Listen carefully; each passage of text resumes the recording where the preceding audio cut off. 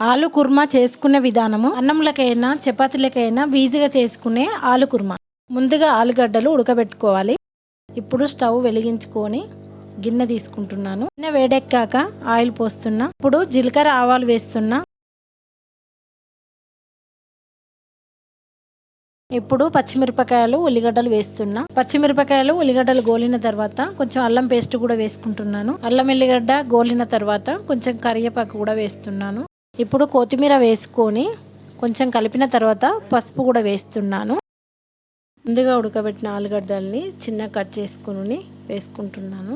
ఈ విధంగా కొద్దిసేపు కలుపుకోవాలి. కొద్దిసేపు ఆలు కుర్మని మగ్గనివ్వాలి. కొంచెం మగ్గిన తర్వాత ఉప్పు వేసుకొని కలుపుకోవాలి. ఒక 5 నిమిషాలు కలుపుకోవాలి. ఇప్పుడు ఈజీగా ఆలు కుర్మా రెడీ అయిపోయింది.